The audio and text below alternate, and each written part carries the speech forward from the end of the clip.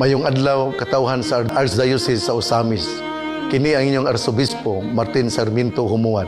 Aron muhimo sa usa ka hangyo, apil tungod sa mga kalamidad labi na sa bagyo nga mihampak. Naluoy kayo ako sa mga obispo nga miauhag nga unta matabangan sila atong nakita nga nahugno ang mga simbahan, nangaguba ang mga balay, naharos bisan gani ang ilang mga tanom.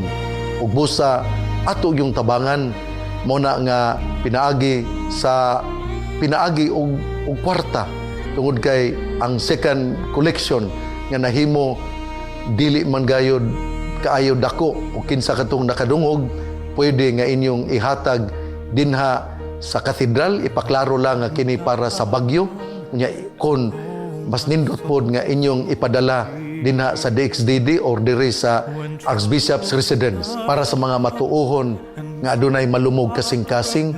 Kung duna kamoy ipaambit nga salapi, ihatag lang sa inyong mga padrikura.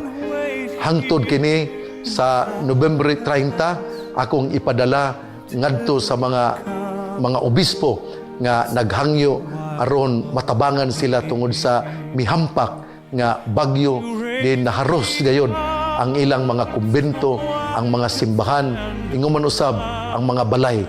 Pero sa ilang gisulti, sa ilang pagpangayo, ningon sila ang among pagpangayo dili para sa among kaugalingon kundi para sa katawhan, kay atong unahon pagtabang ang katawhan, unya na lang nato ayohon ang mga simbahan nga nangaguba.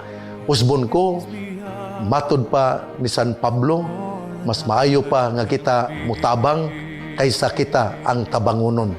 Hangyoon ko kamo nga tabangan nato bisag gamay pero ato kining gihatag nga kinasing-kasing tungod kay bisan unsa ka gamay sa ipaambit kun kini kinasing-kasing magdala ka nato ngadto sa langit.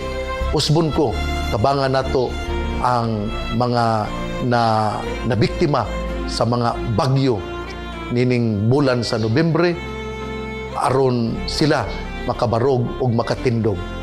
Ako sayod nga mga matinabangon kita o ato pod nga iampo dili lang pinagi sa salapi kundi atong iampo ang maong mga lugar tungod kay ang pangamuyo mao may muhatag kanatong kusog aron magpadayon kita sa tong adlaw-adlaw nga ginbuhaton.